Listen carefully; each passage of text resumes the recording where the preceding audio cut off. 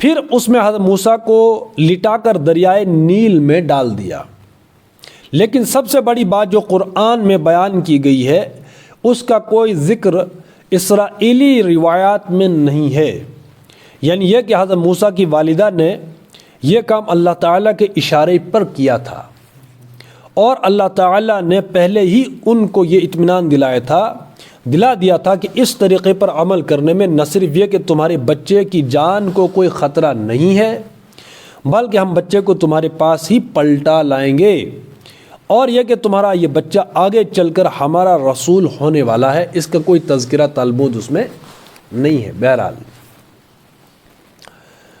تو یہ جو ہے اللہ تبارک و تعالیٰ نے ان کی ماں کو یہ پہلے بتا دیا کہ آپ نے یوں کرنا ہے، اور بالآخر میں پلٹا دوں گا اس بچے کو تمہارے ہی پاس۔ ٹھیک ہے، اللہ کی تبارک و تعالیٰ کا پروگرام ہوتا ہے۔ ٹھیک ہے، اچھا یہی وہ اسی کو کہتے ہیں مشیت الہی، اسی کو کہتے ہیں یہ جو واقعہ یہ جو معاملات ہیں اس کو کہتے ہیں ہم تکوینی امور میں سے یہ معاملے ہیں، تکوین میں سے تکوینی امور۔ ٹھیک ہے نا، اسی تکوینی امور کو حضرت موسیٰ علیہ السلام کو خضر کے ساتھ بھیج دیا گیا جو سورہ کہف میں ہے کہ یہ جو ظاہری دنیا میں جو کچھ ہوتا ہے انسان جو اس میں چونک پڑتا ہے کہ بھئی کیا ہو رہا ہے، ایسا ہوتا کہ نہیں ہوتا، لیکن اللہ تبارک و تعالیٰ نے حضرت موسیٰ کو، اب یہ نبیوں کے ساتھ خاص ہوتا ہے، نبیوں کے ساتھ، کیونکہ نبیوں نے انبیاء نے دعوت دینی ہوتی ہے، وہ عین الیقین کے ساتھ وہ دعوت دیتے ہوتے ہیں، وغیرہ اگر نبیوں کو بھی اس چیز کا تجربہ اور مشاہدہ اور پوری سمجھ نہ ہو تو دعوت میں بھی وہ اثر نہیں ہوتا، یعنی وہ جو ہے بات جو دل سے نکلتی ہے اثر رکھتی ہے، پر نہیں طاقت پرواز مگر رکھتی ہے۔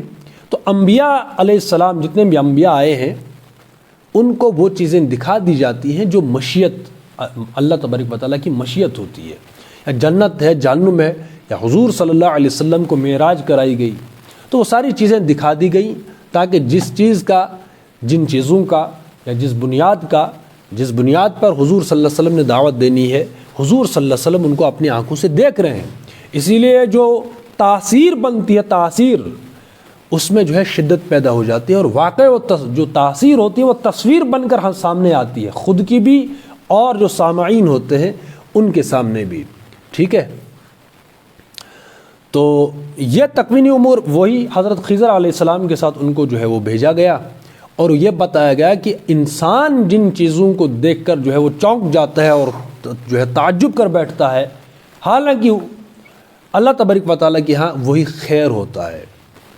انسان، اچھا قرآن کی یہ بھی آیت ہے کہ انسان جلد باز واقع ہوا ہے، انسان کمزور بھی ہے، جلدی فیصلے لیتا ہے، یا بنی اسرائیل میں ہے کہ انسان جو ہے خیر مانگتے مانگتے شر مانگ بیٹھتا ہے، یا دوسری آیت میں یہ بھی ہے کہ ہو سکتا ہے تمہیں ایک چیز پسند ہو، اللہ کی نظر میں وہ ناپسند ہے، اور جو تمہیں ناپسند ہے اللہ کی نظر میں وہ پسندیدہ ہو، اللہ جانتا ہے تم نہیں جانتے۔ اسی لیے مومن کو یہ تاکید فرمائی گئی ہے کہ ہر حال میں اسے صبر کرنا ہوگا، اور اللہ تبارک و تعالیٰ کی جو بھی مشیت ہے، جو بھی معاملے ہوتے ہیں دنیا میں، راضی برضائے رب، وہی جو ہوا انا للہ و انا الیہ راجعون۔ یہ بھی حدیث میں فرمایا گیا کہ اگر کوئی واقعہ پیش آ ہی جاتا ہے تو پھر اگر مگر نہ کرو، یہ جو اگر مگر ہے وہ شیطان کا راستہ کھول دیتا ہے۔ جب بھی کوئی مصیبت آتی ہے، کوئی بھی مسئلہ ہوتا ہے، ہم اکثر انسان کی نفسیات یہ ہے، وہ کہتا ہے اگر یہ ہوا ہوتا تو یوں ہوتا، مگر اور اگر کرتے ہیں نا، تو یہ ہے حدیث میں کہ نہیں، یہ جو ہونا تھا اللہ کی مرضی سے ہوا۔ اب اس میں اکثر و بیشتر اس وقت بھی یہ تھوڑا سمجھنے کی بات ہے، جب بھی کوئی مسئلہ ہوتا ہے اور اکثر و بیشتر کہتے ہیں کہ بھئی ابھی جب اللہ کے ہاتھ میں تھا تو اس بندے نے یہ کام خود کیوں کیا، جو تقدیر میں تھا، لیکن اس بندے نے تو یہ جو کام تھا اپنے ہاتھ لیا۔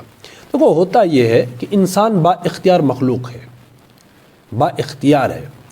ٹھیک ہے، جب کوئی انسان کچھ کرنا چاہے اپنے اختیار سے، اللہ تبارک و تعالیٰ اگر چاہے تو روکے گا، نہ چاہے تو اس اختیار کو یوں سمجھ امپلیمنٹ کر دیتا ہے۔ فار ایگزامپل، میں ابھی یہاں سے پتھر اٹھاؤں گا اور میں ارادہ کروں گا، میری نیت یہ ہوگی میں پتھر اٹھا کے یا کوئی بھی اور چیز اٹھا کے میں کسی پر وار کروں گا، تو یہ میری مرضی ہے، میرا اختیار ہے، سمجھ رہے ہیں بات؟ ٹھیک ہے، اگر اللہ چاہے تو اس کو روک سکتا ہے، کیا کر سکتا ہے؟ روک سکتا ہے، لیکن یہ ضروری نہیں ہے، کیونکہ میں نے ارادہ کیا ہے تو وہ چیز ہوگی۔ اگر اللہ چاہے روکے گا، نہیں چاہے گا نہیں روکے گا۔ لیکن یہ مان لو میں نے پتھر اٹھایا اور میں نے پھینک دیا، کسی کا سر پھوڑ دیا، اللہ تبارک و تعالیٰ نے کیوں نہیں روکا؟ اس کا مطلب یہ ہے کہ جو میں نے ارادہ کیا اس کا خمیازہ اب میں نے بھگتنا ہے۔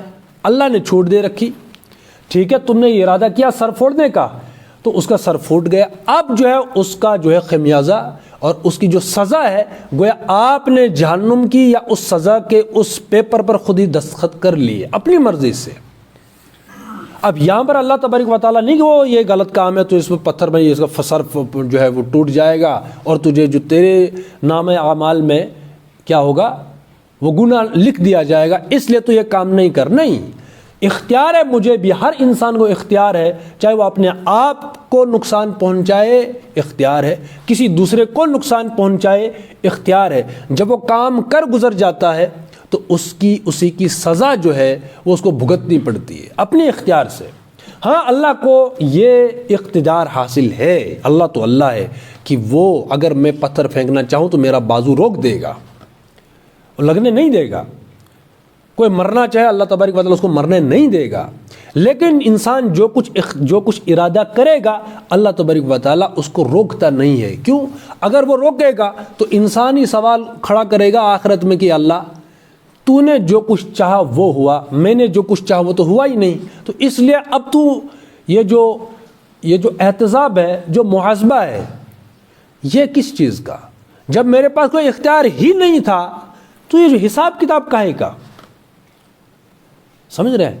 اس لیے جو کچھ بھی کام ہوتا ہے وہ انسان خود اپنی نیت سے کرتا ہے اور اللہ تبارک و تعالیٰ اس کو روکتا نہیں ہے، بلکہ اختیار دیا گیا ہے، وہی اما شاکرا و اما کفورا۔ ایک بات یہ ہے کہ آپ جو کچھ کرنا چاہیں گے اللہ تبارک و تعالیٰ اس کو روکے گا نہیں۔ ایک بندہ ہے، اس کی آمدنی 1 لاکھ روپیہ ہے، اگر وہ ارادہ کر کے میں 1 لاکھ ہر مہینے جو ہے وہ تقسیم کرتا رہوں گا، اللہ تبارک و تعالیٰ اس کو روکے گا؟ وہ کرتا رہے گا تو اس کے نامہ عمل میں کیا ہوگا؟ ویسے ہی ثواب ہوں گے، نامہ اعمال اس کا ویسے بڑھتا چلا جائے گا نا۔ اسی طریقے سے کوئی ڈاکہ ڈالے گا تو اللہ تبارک و تعالیٰ اس کو روکے گا نہیں، بلکہ اس نے اپنے اختیار سے جو کچھ بھی کیا اس کا نامہ عمل ویسے بڑھتا چلا جائے گا۔ یہ سمپل ہے، سمجھ رہے ہیں بات؟ کوئی کسی کو مارتا ہے، قتل کر دیتا ہے، اب جو قاتل ہے اس نے ارادہ کیا میں اس کو قتل کروں گا، تو اللہ تبارک و تعالیٰ کیوں روکے گا اس کو؟ بعض اوقات روکتا بھی ہے، لیکن جو معاملات ہوتے ہیں ایسے کہ ایک انسان کی وجہ سے دوسرا انسان جو ہے وہ قتل ہو گیا، گویا کہ اس نے اپنے دوزخ کے اس پیپر پر خود ہی سائن کر لیا، قتل کرنے والے نے، ٹھیک ہے؟ تو یہ انسان کا اپنا اختیار ہے، کیونکہ موت اکثر و بیشتر یہی ہوتا ہے نا کہ موت جو ہے وہ اللہ کے اختیار میں ہے، ٹھیک ہے؟ تو پھر جو ہے ایک انسان دوسرے انسان کو کیسے مار سکتا ہے؟ اچھا یہ تو اس کو تو ایسے ہی مرنا تھا، اس کو ایسے مرنا یا اللہ کے ہاں لکھا ہوا نہیں تھا کہ ایسے ہی اس کو میں ماروں گا۔ ایک انسان نے ارادہ کیا کہ دوسرے انسان کو مارے تو اللہ تبارک و تعالیٰ نے اس کو روکا نہیں، اور اس کے نتیجے میں مارنے والا جہنم کا مستحق اور وہ جو ہے وہ بچ گیا، بالآخر آخرت تو ہے نا، ٹھیک ہے؟ البتہ یہ ہے کہ جو کچھ میں نے کرنا ہے پوری لائف میں اللہ کو معلوم ہے کہ بندہ کرے گا کیا، یہ ہے تقدیر۔ بات سمجھ رہے ہیں؟ مطلب میں نے کل کیا کرنا ہے میں نے اپنے ارادے اور اختیار سے کرنا ہے، لیکن اس ارادے کا بھی معلوم ہے، اس اختیار کا بھی معلوم ہے، جو کچھ کہ میں نے کل کرنا ہے یا موت تک میں جو کروں گا، جو بھی انسان موت تک کریں گے اپنی، اللہ کو سب معلوم ہے۔ لیکن جبر کسی پر اللہ نہیں کرے گا، اختیار کو سلب نہیں کرے گا، یہ اصل مسئلہ۔ میں نے ایک مثال دی تھی، ٹیپ ہم جو ریکارڈنگ کرتے ہیں، میں نے کوئی ریکارڈ کیا تو اب مجھے معلوم ہے کہ میں نے ریکارڈ کیا کیا ہوا ہے، لیکن یہ تو ادنا مثال ہے، یہ اختیار والی نہیں ہے، اختیار تو اختیار ہے، ٹھیک ہے؟ وہ تو ریکارڈنگ میں نے کی تو وہ تو وہی کہے گا نا، لیکن اس کو تھوڑا سا اس پر جو ہے معمول کر لیجئے۔ اسی طریقے سے کہ انسان نے جو کچھ کرنا ہے اللہ کو معلوم ہے کہ بندہ کرے گا کیا، لیکن اللہ نے اس کو مجبور نہیں کیا کہ تو وہی کچھ کر۔ ہو سکتا ہے کہ بندے نے کچھ کرنے کا ارادہ کر لیا اور اپنے ارادے کو پھر سے وہ بدل لے گا، یہ اس کے اختیار میں ہے، لیکن اللہ اس کو مجبور نہیں کرے گا تو یہ کر یہ نہ کر۔ اگر اسی پر اللہ تبارک و تعالیٰ جو ہے پابندی اور مجبور کر دے گا تو تصور آخرت خلاص، پھر کوئی تصور آخرت وغیرہ نہیں ہے۔ تو جو بھی بندہ یہاں پر کچھ کرتا ہے اپنے اختیار سے کرتا ہے، کوئی مرتا ہے اپنے اختیار سے مرے گا، دوسرے کو مارے گا اپنے اختیار سے مارے گا، اچھا کرے گا اپنے اختیار سے، برا کرے گا اپنے اختیار سے۔ سمجھ رہے ہیں بات؟ ظاہر سی بات ہے آخرت تو ہے نا، دنیا میں بھائی بہر صورت انسان کو انسان ہی سے سابقہ پیش آئے گا، انسان کو انسان ہی سے کچھ کام پڑے گا نا۔ ایک بندہ دوسرے بندے کو ستائے گا، تیسرا بندہ تیسرے کے ساتھ خیر کرے گا، یہ سسٹم یوں ہی چلتا رہے گا۔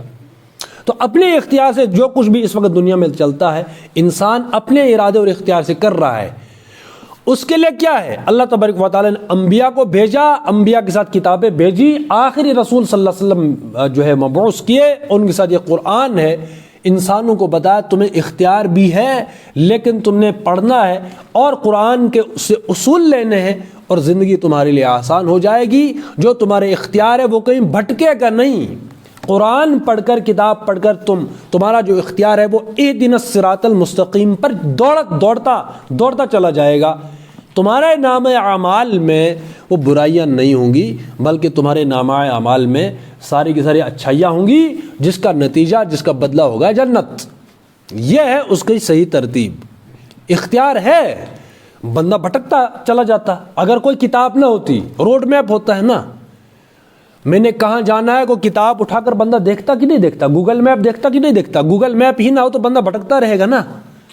لیکن مجھے اختیار ہے، اب میں کیا کروں؟ اللہ نے کہا کہ یہ آخری کتاب ہے، میں نے نبی بھی بھیج دیا، پریکٹیکلی دکھا دیا، اب اس کتاب میں دیکھتے چلے جاؤ، اپنے اختیار پر قابو کرو، اس اختیار کو چینلائز کرو قرآن کے ذریعے سے، کتاب کے ذریعے سے تم نے کرنا کیا ہے کیا نہیں کرنا۔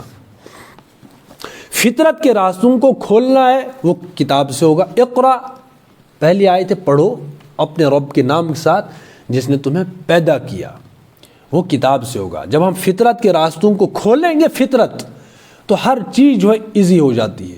یہاں چھوٹے چھوٹے مسائل ان کو پہاڑ بنا کر پیش کر دیا جاتا ہے۔ وجہ کیا ہے؟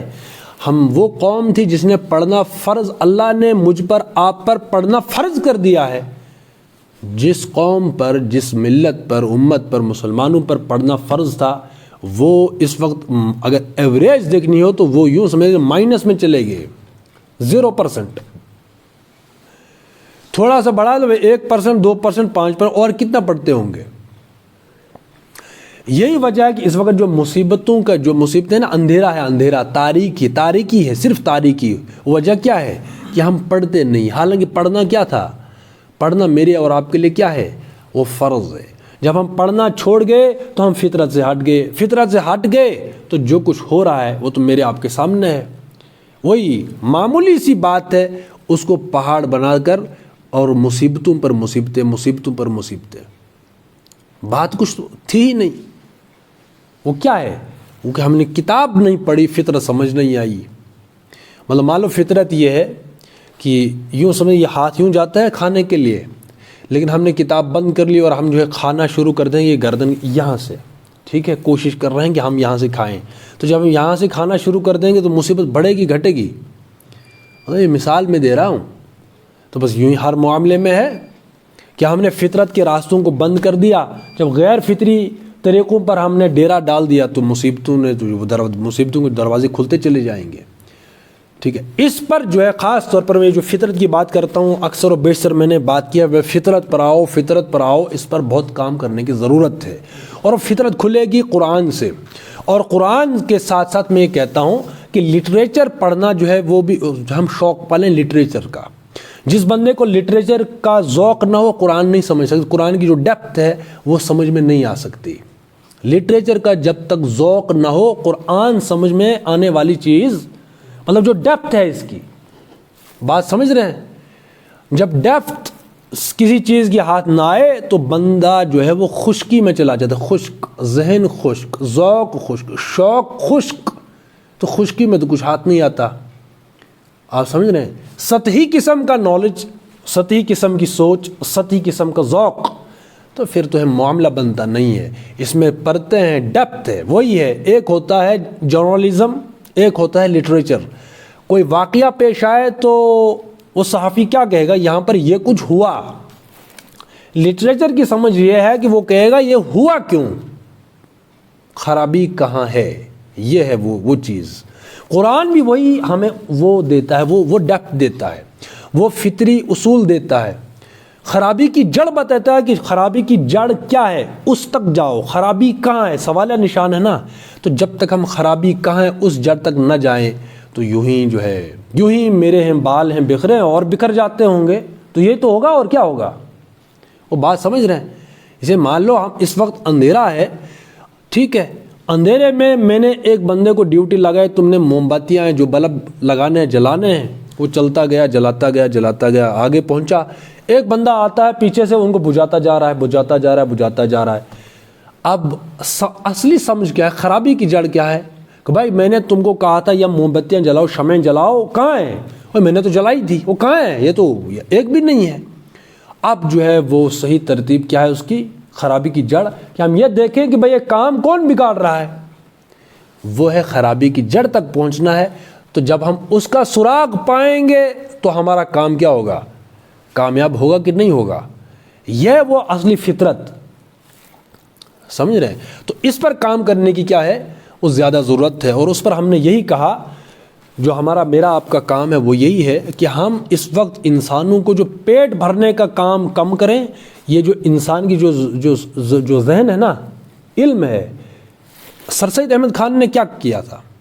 انہیں لنگر نہیں کھولے تھے، ایمبولینس نہیں خریدی تھی اس نے کچھ اور نہیں کیا تھا سکھوں کی طرح کھلاتے رہو قوم کو، فربے کرو جانوروں کی طرح. انہوں نے یہ نہیں کیا تھا. انہوں نے یونیورسٹی کھولی، مدرسہ کھولا، کالج کھولا، قوم کو ایجوکیٹ کیا. جب قوم ایجوکیٹ ہوتی ہے نا تو اپنے مسائل کو آپ دیکھ لیتی ہے. جب تک ہم اس پر ذہن پر کام نہ کریں، علم پر، اقرا. بھئی کوئی میرا فلسفہ نہیں ہے، سر سید کا فلسفہ، یہ قرآن کا فلسفہ ہی تو ہے. اقرا، پڑھو. اس میں سب سے زیادہ اگر کسی چیز کی کمی ہے وہ علم کی کمی. اور علم ہمارے پاس کہیں ہمیں کوئی فلسفے تو لانے نہیں ہے. یہ ہمارے پاس قرآن موجود ہے. اتنی بڑی ڈیپتھ، اتنی بڑی فلسفی ہمارے پاس ہے. وہی عصائے موسیٰ بغل میں ہے اور سانپوں کو دیکھ کر رسیوں کو آپ ڈر رہے ہیں. بھائی تھوڑا ہاتھ کھولو، ید بیضا ہے، چمکتا ہوا ہاتھ ہمارے پاس ہے نا. وہ چمکتا ہوا ہاتھ کیا ہے ہمارے پاس؟ وہ قرآن ہے. اس لیے میرا آپ کا کام یہ ہے کہ قرآن کی تفسیروں کو عام کرو. ہر گھر میں تفسیر ہونی چاہیے. ہم یہ میسیج ہے، انقلابی ایک میسیج ہے کہ ہر گھر میں قرآن کی تفسیر ہونی چاہیے، رواج ہونا چاہیے. جب ہم پڑھیں گے تو ہمیں سمجھ آئے گی کہ ہم کون ہیں. جب تک یہ نہیں ہوگا، یہ قرآن ہم نہ پڑھیں، تفسیروں کا مطالعہ نہ کریں. تفسیری تو ہے، بس ہم عجمی لوگ ہیں. ترجمہ تفسیر نہ پڑھیں، ترجمے سے بھی بات نہیں بنتی جب ہم اس کی ڈیٹیل نہ پڑھیں، ڈیپتھ نہ پڑھیں. اس کی فلسفی کیا ہے، حکمت کیا ہے اس آیت کی. اور جب حکمت فلسفی پڑھیں گے تو ذہن کھلے گا نا. پھر ہر بندہ کوئی پروپوگنڈا چھوڑے، پروپوگنڈے شکار نہیں ہوتے ہم. جب بندے کو حکمت اور تھوڑی سی فلسفی سمجھ میں آتی ہے. کتنے مسائل ہیں، کسی نے کہا کہ بھائی فلاں واقعہ ہوا تو انہوں نے کہا کہ شاید یہ بھی اس میں وہ کوئی دلچسپی لے گا، ٹھیک ہے. لیکن جب تھوڑی بہت سمجھ آ جاتی ہے نا تو بندہ ایسے جواب دیتا ہے کہ بھائی اس بیچارے کا کیا قصور ہے. پوری فضا بنی ہوئی ہے کہ جس کے اندر بندہ پھنس جائے. کوئی بندہ کوئی کام کرتا ہے تو وہ خود کام نہیں کرتا، چاہے غلط کیا اس نے صحیح کیا. اس کا مطلب کہ وہاں ماحول ہے نا. اور منٹو کی بات لے لیجئے. منٹو کو کہا کہ بھائی تمہیں فحاشی کا الزام ہے، اس پر وہ مقدمہ دائر ہوا. تو انہوں نے کہا کہ بھائی دیکھو، جو کچھ میں دیکھ رہا ہوں وہ میں لکھ رہا ہوں. یہ جو کچھ میں لکھ رہا ہوں اس کو ہٹا دیجئے آپ معاشرے سے تو مجھے لکھنے کے لیے کوئی چیز باقی نہیں رہے گی. اس کا مطلب ماحول کوئی چیز ہوتا ہے کہ نہیں ہوتا. تو اس لیے جب ہم حکمت اور فلسفی پڑھتے ہیں اور قرآن اس میں ڈیپتھ ہے، قرآن میں جب ہم تفسیر پڑھیں گے ڈیٹیل سے کہ اللہ تبارک و تعالیٰ فرماتا کیا ہے، ہماری انسان کی ڈیفینیشن کیا ہے، میں کون ہوں، کیا ہوں. جب ایک رواج پڑتا چلا جائے گا نا ہر گھر میں کم سے کم. بھائی جب کوئی چیز مارکیٹ میں آتی ہے اس میں وقت لگتا ہے، اس پر جو ہے بار بار فوکس کرنا پڑتا ہے. ہم تفسیر کریں قرآن کی تفسیر. ایک وقت آئے گا لوگ پڑھیں گے یہ جو مسائل کا حل ہے، مسائل جو بھی جن مسائل میں ہم الجھ رہے ہیں. میں نے یہ کہا کہ مسئلے ہیں ہی نہیں، وہ فارغ نکاح کوئی مسئلہ ہے، 5 منٹ کا کام ہے، لیکن اس کو ایسے جو ہے یوں سمجھ لیں پوری زندگی کا احاطہ اسی نے کیا ایک نکاح نے. یہ مسئلہ تو ہے، لیکن جب وہ سمجھ نہ ہو تو پھر تو وہی ہوتا ہے، اسی پر جو ہے پوری جو ہے وہ مصیبتیں ہیں. سمجھ رہے ہیں بات؟ اس لیے ہر بندہ جو ہے رواج پڑھے گا کہ فوکس کریں کہ قرآن کی تفسیروں کو پڑھیں، خود بھی پڑھیں، قرآن کی دعوت لے کر اٹھو، پوری دنیا پر چھا جاؤ بقول مولانا مودودی علیہ الرحمہ کے. اس لیے میرا اور آپ کا کام یہی ہونا چاہیے کہ ہم جب بھی کسی سے ملیں اور یہی کہیں کہ قرآن کی تفسیر خود پڑھو، اپنے بچوں کو پڑھاؤ، بچوں کو اپنی اولاد کو. ٹھیک ہے؟ یہ جب تک رواج نہ ہوگا قوم کو ستیہ ناسی ہوتا رہے گا، زوال پر زوال، غلامی پر غلامی. ہم اس غلامی سے نکلنے والے، اس مصیبت سے نکلنے والے نہیں نکل سکتے کبھی. سمجھ رہے ہیں بات؟ تو اس لیے ہم یہ کام کریں کہ خود بھی تفسیریں پڑھیں اور لوگوں میں بھی یہ رواج ڈالنے کی کیا کریں، کوشش کریں، تاکہ ہم اس مصیبت سے کیا ہوں وہ نکل آئیں. ٹھیک ہے؟